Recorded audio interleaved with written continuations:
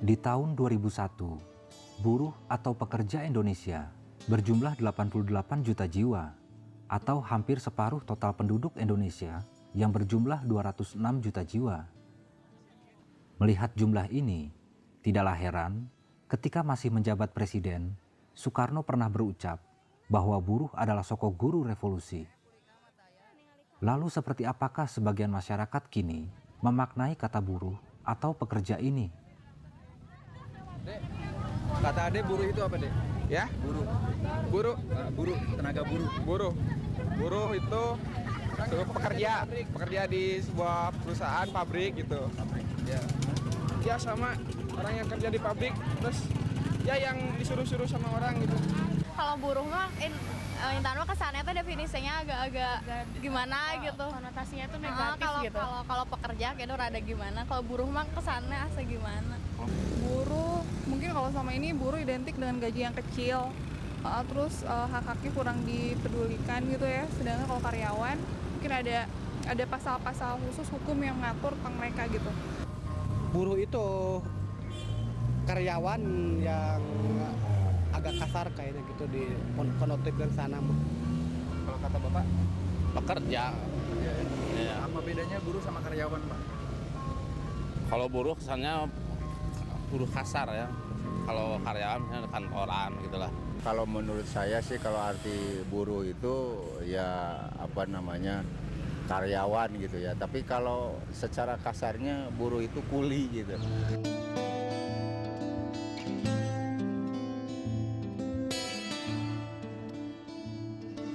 Bagaimana sebenarnya kaum buruh di Indonesia ini dibentuk? Untuk menjawabnya, mungkin kita harus melihat jauh ke belakang, ke diri kita, di masa-masa yang silam.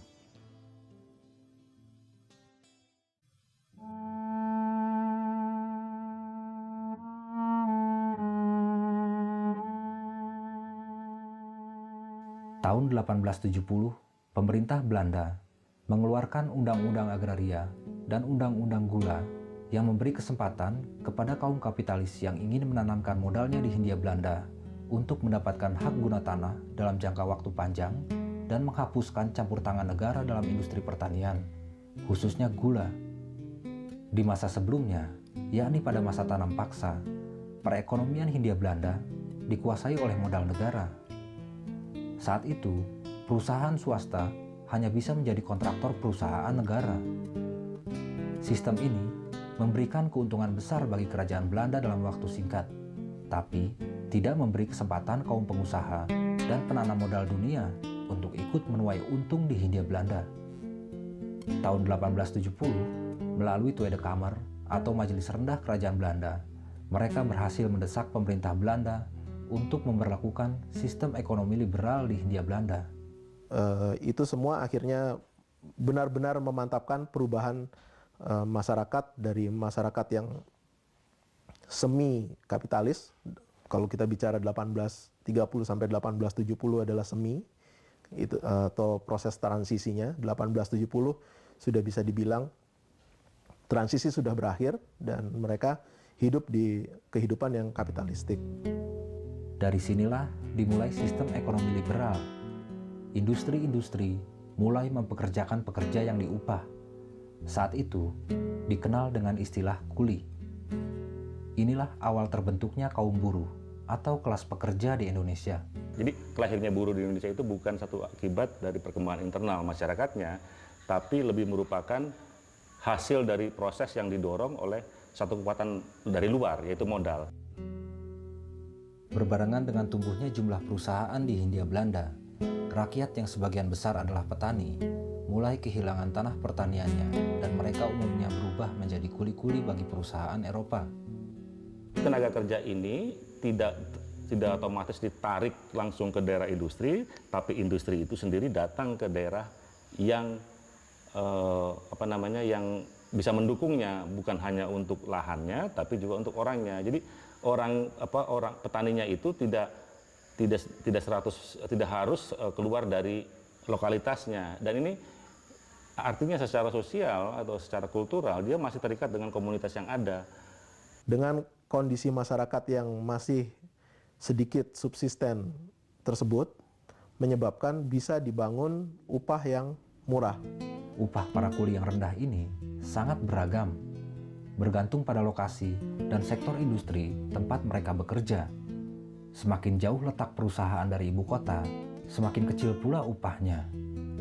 Industri perkebunan sebagai industri primadona menyediakan standar upah terendah di antara sektor lain, semisal pertambangan. Dapat dibayangkan betapa buruk nasib kuli yang bekerja di perkebunan di Sumatera Timur misalnya.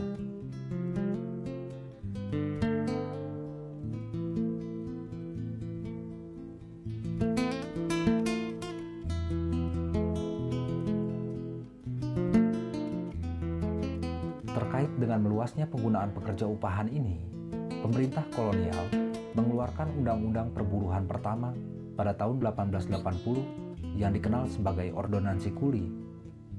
Ordonansi ini mewajibkan adanya kontrak untuk setiap kuli dan majikan. Kuli yang melanggar kontrak akan diganjar hukuman pidana atau dikenakan denda. Jika pengusaha yang melanggar, sanksinya hanya denda. Akan tetapi, para hakim biasanya tidak menindaklanjuti laporan tentang pelanggaran yang dilakukan majikan. Sebaliknya, kuli seringkali dihukum hanya berdasarkan laporan majikan, tanpa melalui proses pembuktian. Bahkan di residen Sumatera Timur, para majikan sangat biasa bertindak layaknya penegak hukum itu sendiri. Mereka seringkali langsung menangkap, menyidang, dan menghukum para kuli yang dianggap melanggar kontrak.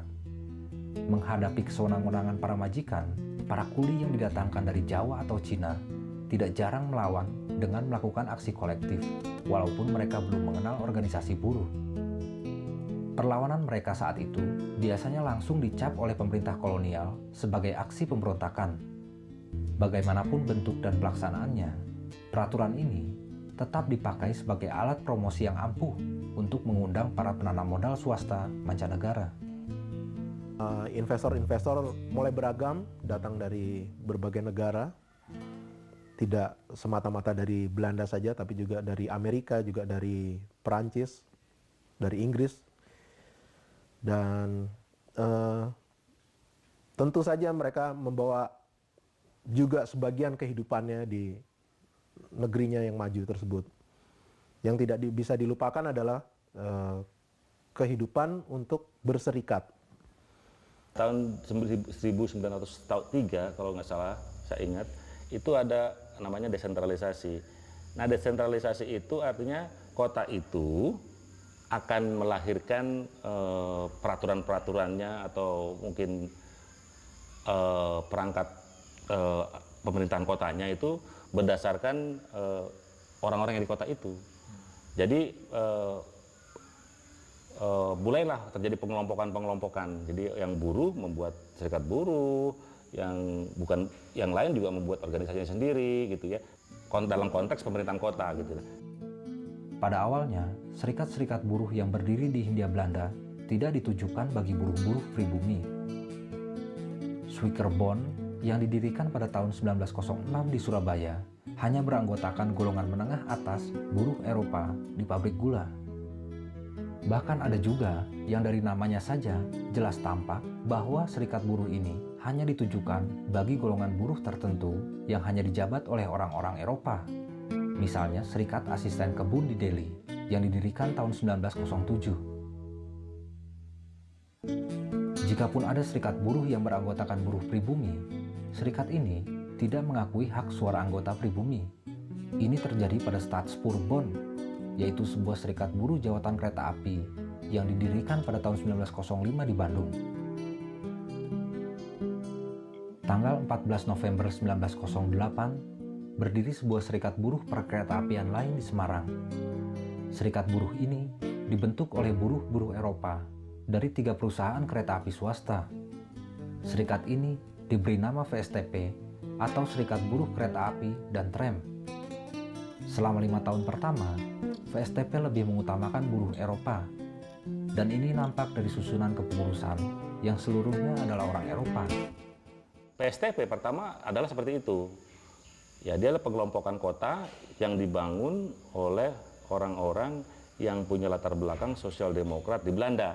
Tapi waktu dia datang ke Hindia Belanda, dia tidak tidak sebagai sosial demokrat. Dia sebagai orang yang bekerja di Hindia Belanda karena lapangan pekerjaan saat itu mungkin besar, ya, karena ada modal datang, butuh tenaga kerja, jadi mereka datang.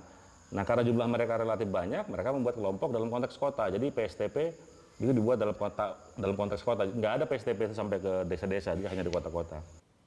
Ada politik etis di Indonesia. Politik etis adalah upaya balas jasa dari pemerintah Belanda terhadap rakyat di Hindia Belanda untuk sedikit dimajukan.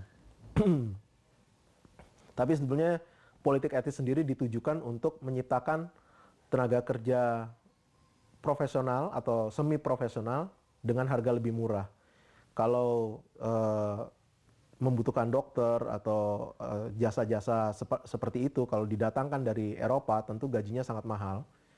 Jadi mendingan diciptakan orang-orang untuk pekerjaan seperti itu dari lingkungan Bumiputra di sini.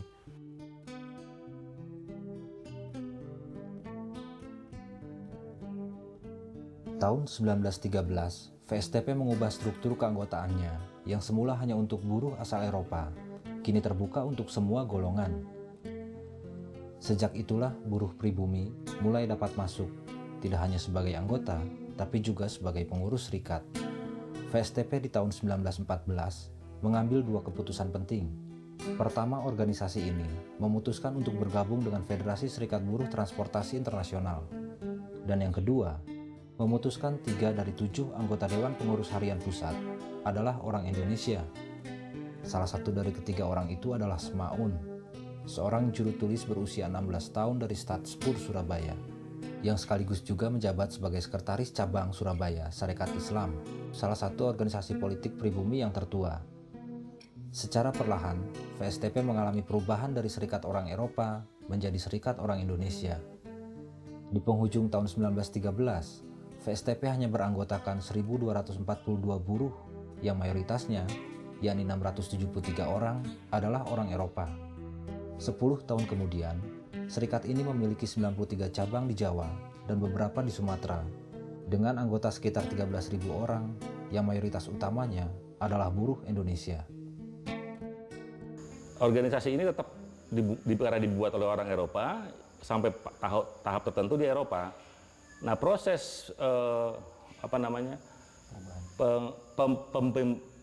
nativisasi lah ya, pempribumian PSTP itu kan karena proses kaderisasinya. Dan dalam kasus PSTP ini karena dilihat sebagai serikat buruh yang militan, itu biasanya elemen-elemen Eropanya itu diusir pulang. Jadi elemen-elemen pribuminya naik gitu loh. Sekalipun pada masa puncaknya, VSTP hanya berhasil merekrut 1/4 dari jumlah seluruh buruh kereta api di Hindia Belanda. Serikat ini cukup terpandang karena berhasil melindungi kepentingan anggotanya. VSTP secara rutin melakukan survei untuk mengetahui kondisi upah, cuti, jam kerja, dan keselamatan kesehatan para buruh. Sekali dalam sebulan, VSTP menerbitkan media pendidikan dan informasi dalam 2 bahasa. Edisi yang berbahasa Belanda bernama De Volharding, dan yang berbahasa Melayu Pasar adalah Si Tetap. Di bawah kepemimpinan Semaun dan Bergsma, tahun 1918, VSTP turut berjuang bagi dikeluarkannya anjuran pemerintah tentang tunjangan kebutuhan hidup guna meringankan beban para buruh yang harus menghadapi inflasi akibat Perang Dunia Pertama. Baik perusahaan swasta maupun milik negara sepakat untuk memberlakukan tunjangan ini. Besarannya berkisar antara 10 sampai dengan 20% dari upah. Semua usaha ini dilakukan oleh VSTP dengan dana serikat yang sebenarnya jauh dari ideal. Rata-rata hanya 30% anggota yang secara rutin membayar iuran. Bahkan ketika VSTP memasuki masa jaya, hanya 60% anggota yang menyetor iuran. Bersamaan dengan PSTP tumbuh sebagai serikat buruh, bersamaan dengan itu juga proses politik muncul. Jadi misalnya yang saya mau bilang begini, di kalangan orang-orang yang tadi berasal dari sekolahan Belanda itu mulai membuat organisasi-organisasi politik seperti Sarekat Islam, Budi Utomo, terus Indische Partij gitu loh. Nah, ketika mereka muncul, serikat buruh menjadi penting, dan orang-orang dari organisasi politik ini kemudian mengorganisir sektor-sektor buruh yang belum terorganisir, dan yang belum terorganisir itu biasanya waktu itu adalah yang dari Pegadaian, karena itu kemudian orang-orang Budi Utomo yang mengorganisir, dan orang yang di buruh di pabrik gula, karena itu orang-orang Serikat Islam yang mengorganisir. Raden Mas Suryo Pranoto, seorang anggota pengurus pusat Sarekat Islam yang juga seorang priai keturunan Paku Alam III, berhasil mengorganisasi buruh-buruh pribumi pabrik gula di Yogyakarta dan sekitarnya. Lewat LSM-nya yang bernama Adi Darmo, Suryo Pranoto memprakarsai berdirinya sebuah serikat buruh gula yang bernama Personel Fabrik Bond atau PFB pada bulan Agustus 1918 di Yogyakarta. Pada tahun 1918 sampai tahun 1919 terjadi serentetan pemogokan di pabrik-pabrik gula di Jawa Tengah dan Jawa Timur. Mereka menuntut perbaikan upah dan kondisi kerja yang dirasakan semakin berat akibat inflasi sesudah Perang Dunia Pertama.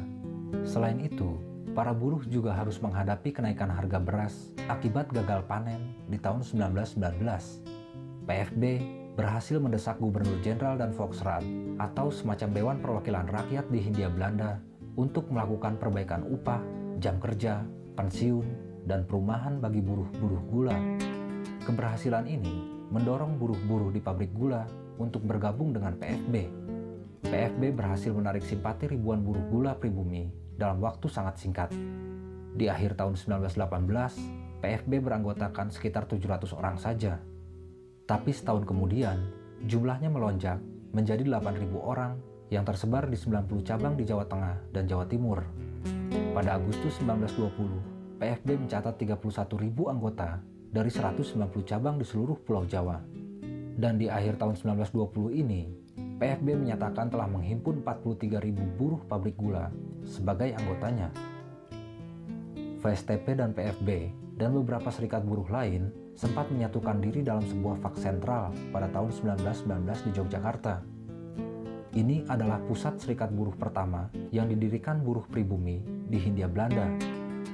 Embrio federasi ini diorganisasi di Semarang oleh Nayawan dari VSTP dengan dibantu para aktivis SI Semarang. Dalam kongres pertama organisasi ini, Nayawan kemudian dipercaya sebagai sekretaris umum federasi. Ide menyatukan itu sebenarnya ide sederhana saja, karena modal itu harus dilawan bersama-sama, ya harus disatukan. Gitu. Jadi itu tidak mudah. Dalam pidato penjelasan haluan program kerja organisasi ini, Semaun menyampaikan gagasannya tentang gerakan revolusioner menuju kemerdekaan rakyat dan pentingnya rakyat di Hindia Belanda untuk bersatu agar dapat menentukan penghidupannya sendiri. Istilah revolusioner yang diusulkan Semaun ditentang habis-habisan oleh Suryo Pranoto dan beberapa pengurus pusat SI lainnya. Semaun akhirnya mengalah dan nama organisasi ini pun disepakati tidak mengandung kata revolusioner. Federasi ini dinamakan Persatuan Perkumpulan Buruh Hindia Belanda atau PPKB. Ide-ide yang muncul di PSTP itu lebih merupakan ide-ide katakanlah sosialisme demokrat yang kiri. Terus di Personal Pabrik Bond itu adalah ide-ide sosial demokrat yang katakanlah kanan, karena sosial demokrat sendiri itu kan ada dua sayapnya di Belanda maupun ada dua cabang sayap itu di Hindia Belanda, ISDP yang kanan dan ISDV yang kiri. Sejak awal pendiriannya, ada perbedaan politik yang tajam antara Suryo Pranoto sebagai ketua dan Semaun sebagai wakil ketua di PPKB. Cokro Aminoto selaku ketua Sarekat Islam dan priai Jawa yang paling berpengaruh pada masa itu telah berusaha menengahi. Namun perseteruan di antara mereka tidak dapat diselesaikan, sehingga PPKB tidak berhasil menjalankan program-programnya. Dia berlangsung 2 tahun dan gagal. Dan itu gagal. Jadi, gagalnya itu karena apa? Karena warna politiknya ini nggak bisa dilepaskan atau dikesampingkan. Pertentangan politik ini semakin jelas ketika Semaun bersama rekan-rekannya dari VSTP dan Sarekat Islam Semarang mendirikan Partai Komunis di Hindia pada tahun 1920. Henk Snevely, seorang tokoh komunis internasional dari Belanda yang dulu berperan membidani VSTP dan ISDV dan diusir pulang ke negeri Belanda pada tahun 1918, kembali ke Hindia Belanda untuk ikut mendukung pendirian partai ini. Ketika organisasi politik seperti Sarekat Islam mulai melemah dan kehilangan pengaruh di masyarakat, simpati rakyat luas, termasuk kaum buruh, dengan cepat beralih ke PKI. PKI dianggap lebih tegas menentang kolonialisme dan imperialisme di Hindia Belanda. Lewat partai ini, Semaun dan kawan-kawannya lebih mudah mengorganisasi buruh dari sektor-sektor selain kereta api, termasuk dari industri gula di luar PFB. Pada tahun 1920 ini, Suryo Pranoto gagal menarik dukungan dari serikat-serikat anggota PPKB untuk menggalang sebuah pemogokan umum pada bulan Agustus. Rencana pemogokan ini akhirnya gagal. Akibatnya, anggota PFB kehilangan kepercayaan terhadap Suryo Pranoto. Namun, di atas itu semua, pengurus pusat PFB gagal merancang dan mengelola program jangka panjang, seperti program pendidikan anggota dan pengorganisasian. PFB juga bisa dibilang tidak memiliki pemasukan dana rutin selain uang pangkal anggota sebesar 25 sen. Iuran bulanan sebesar 15 sen ditambah 1% upah dianggap sangat memberatkan buruh kebanyakan, sehingga hampir seluruh anggota PFB tidak pernah membayar iuran. PFB akhirnya seperti sebatang pohon yang tumbuh sangat pesat dan sangat rindang, lalu tiba-tiba tumbang karena tidak kuasa menahan bobotnya sendiri. Serikat-serikat buruh itu pada kolaps. Personal pabrik bondnya dari Suryo Pranoto itu kan hanya bertahan kira-kira 2 tahun. Setelah 20-an dia kolaps. PPPB juga setelah dia ditangkap si ini siapa nih Abdul Muiznya ditangkap, kalau nggak salah dia pernah jadi ketua di PPPB, terus dia kolaps ya. Yang masih bertahan kan PSTP ya, karena dia punya energi untuk itu. Ada perkembangan yang menjadi demikian radikal di lingkungan serikat, khususnya VSTP, sehingga mereka bisa melakukan satu pemogokan besar yang melibatkan satu jaringan luas kereta api di Pulau Jawa, dan itu berakibat pada mandeknya seluruh aktivitas. Dan karena demikian besar pengaruh peristiwa pemogokan tersebut, menjadikan pemerintah kolonial punya perhatian khusus. Kalau tadinya mungkin ya hanya diketahui ada kelompok-kelompok seperti itu, tapi ketika disadari bahwa itu menjadi sebuah ancaman terhadap industri, lain persoalannya. Nah, mulailah bekerja intel-intel, waktu itu disebut PID, Politik Inlichting Dienst atau Dinas Intel Politik, untuk mulai melakukan provokasi-provokasi kepada kelompok-kelompok yang radikal tersebut. Mulai terjadi penangkapan-penangkapan. Sneflit ditangkap, dibuang ke Eropa, dikembalikan ke negeri Belanda.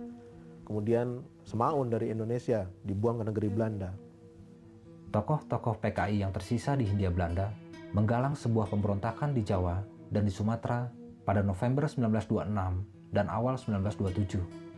Sebagian pemimpin PKI, baik yang berada di Indonesia atau di luar negeri, tidak sepakat dengan aksi ini. Polisi kolonial yang sebelumnya sudah siaga setelah menghadapi aksi pemogokan antara tahun 1923 sampai 1925 dengan cepat meredakan pemberontakan yang bisa dibilang tidak terorganisasi ini. Beberapa pemimpin PKI dan anggota serikat buruh yang berhubungan dengan partai ini dihukum mati, dibunuh, dipenjara, dan dibuang ke Bovendigul, sebuah daerah di bagian selatan Papua. Bulan Desember 1926, pemerintah kolonial melarang pertemuan-pertemuan yang diselenggarakan PKI dan serikat-serikat buruh yang terkait. PKI juga dinyatakan sebagai partai terlarang. Maka akhir tahun 1926 menjadi akhir pula fase pertama gerakan serikat buruh di Indonesia.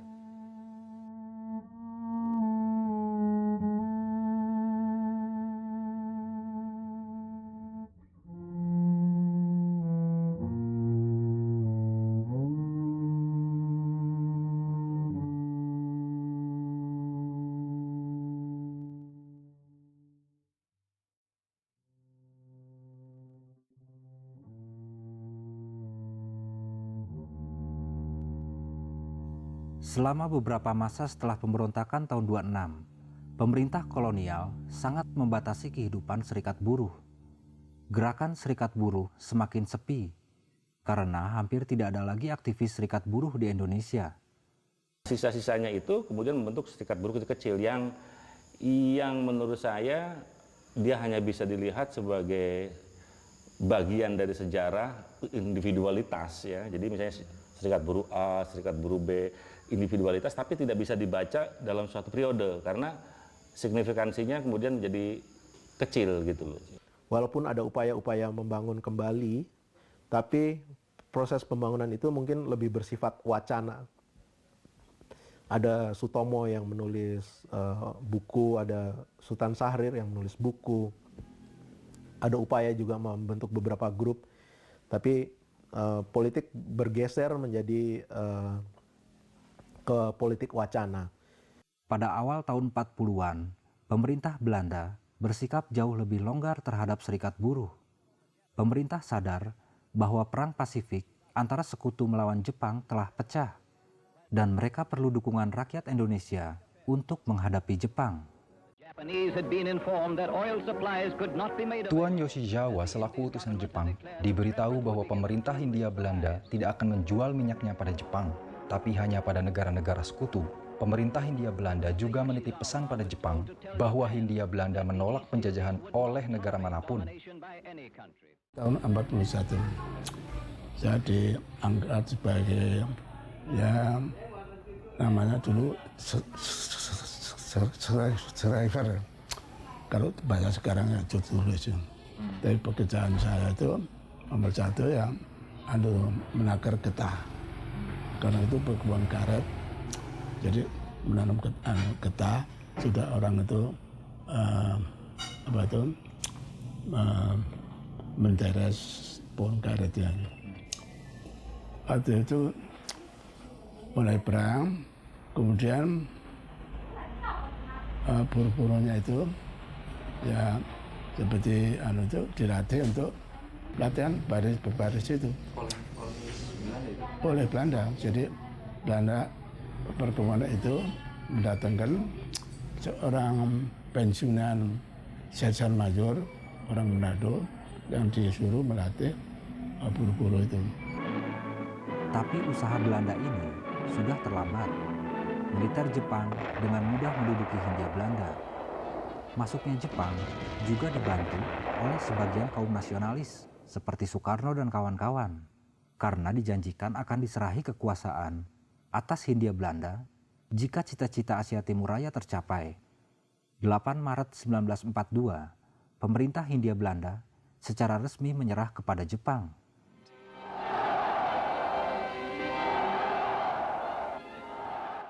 Nah, kemudian datang saatnya Jepang Belanda menyerah itu. Jadi dari